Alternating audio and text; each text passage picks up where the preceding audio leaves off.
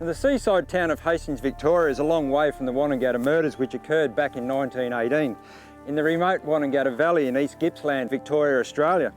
Now, I'm here searching for the grave of a man by the name of James Barclay, who was found dead, shot in the back and buried in the banks of the Conglomerate Creek. And it looks like I've just found him over here.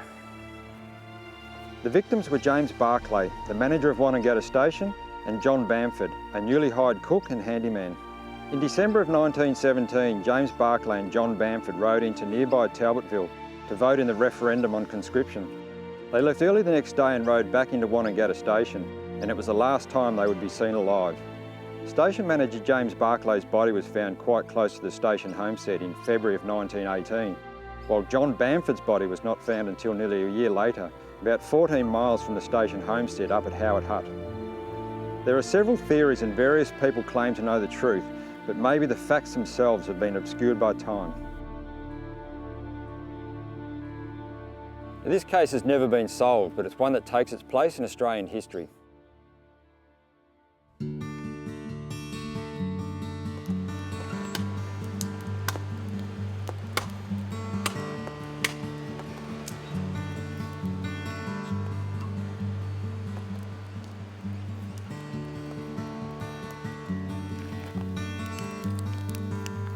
Now, Keith, you've lived in the Mansfield district for many years. Where has the inspiration come from to want to write the book on Wonnangatta? I'd read a bit about Wonnangatta and the Bryces and the murders, and myself and a few friends went in for a trip.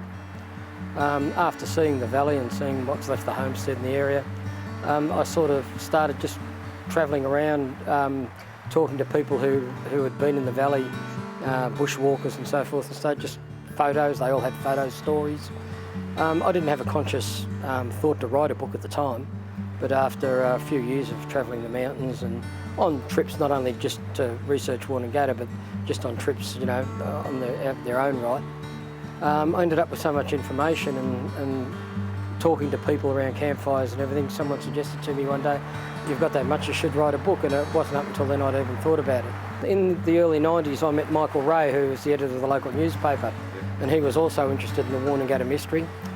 So we decided to write it together, and by then I had most of the stories, the mountain stories and photos and information, but Michael was able to bring research to it for you know, probate and birth certificates, marriage certificates and so forth, and that added a whole new dimension to it to give the story a lot more, you know, a paper trail as such. So Michael, where did the interest come to want to write the book on Wonnangatta mystery?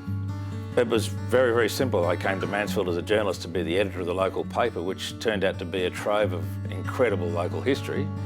And at a dinner party with the owners of the paper, I met Graham Stoney, and at that dinner party he mentioned Wonnangatta, and my ears pricked up, being very keen on murders and mysterious deaths. And from there, I started following up the case and looked up the old papers, and then I found out in town there was someone called Keith Layden who also was totally devoted to chasing up what happened at Wonnangatta. And from there, it moved on. Most people want to talk about the murders, especially around the campfire at night. People have all their theories and know someone who knows who did it, or their grandfather knows but won't tell, and some of those were interesting over the years. I was lucky enough to get told by a lot of the people who they thought did it, and most of them had all different people. So one of them was probably right. We're not sure which one, but... The Stoney family have lived in the Mansfield district for 150 years. We're here to catch up with Graham. He's going to tell us a little bit about the family history and what he thinks happened in Wonnangatta. Well, my forebears came here in 1864, selected country down on the Goulburn, and eventually, they're all farmers, all the generations are farmers. My kids are sixth generation, still farming, and we used to run cattle on the high plains. Magnificent history attached to all of that. Yeah, it is. We're quite proud of our history, and over those generations we've developed a lot of knowledge of the bush and the history of this area. This country is tough and you have to respect it or it'll kill you. And when I started off, when I left school with my dad, we just had pack horses and of course our mustering horses and our dogs. And we'd set off from home and we would just ride for a day and a half, and we'd get to the mustering run and camp under a tree if we're out a bit, or camp in the early bluff hut. and we just mustered for a week or 10 days with what food we had, and then we bring the cattle back with the pack horses, and it was tough, and you had to be careful. What's the Stoney family's relationship as far as Wonnangatta goes, the involvement? Yeah, the Stoneys never really were involved with Wonnangatta, but my father was very friendly with the Guy family, who owned Wonnangatta for many, many years, and they had lots of discussions over the campfire up on top about the events that happened at Wonnangatta. A lot of theories that aren't correct, but I have to tell you, the mountains hold their secrets very close. Oh, come on. That's all I'm saying. And look, really, that's how it has to stay. You know, it's an amazing story that's gone around down there, and the mystery needs to stay that way forever, I think. Well, we don't have any option, but Yeah. there was a lot of discussion for a couple of generations about what actually happened. Kelly rides down.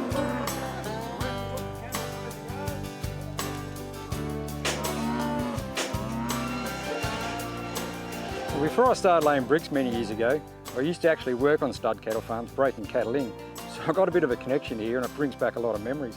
Now, Charlie's gathering a group of cattle up here to do a bit of a muster, and when he's finished, we're going to have a yarn to Charlie about his thoughts on Wonnangatta. The Lovick family is among a small group of pioneering men and women who have lived and worked in the Victorian high country for many generations. Known as mountain cattlemen, alpine grazing is in the blood of the Lovick family. Well, I suppose I could start off by saying, Tim, that I'm culturally connected to the land, and I'm culturally connected to the land by my animals. Been generations that have gone through this, and today what you've seen was us getting our cattle ready to go into the mountains for their annual grazing. And it's just part of who I am and what I am. Well, hopefully we can get people to understand that we need to have a change in the management system of all our land, our public land especially, because I don't think it's working as it is. We're faced with severe fire all the time, and we believe that grazing and knowledge should be part of the equation. You can't live for generations in this country without developing a knowledge base, and it's a knowledge base that nobody else has at this stage. We've got the Mountain Cattlemen's Association, who includes all our mountain families, has the longest living continuous knowledge of this high country. And I'm saying longest living continuous knowledge. And I don't want to go down the track and say that the Aboriginal community didn't have it well before us. They taught us everything we know. And we're more than happy to take their knowledge and put it back into the bush and keep it there. And that's all we're trying to do.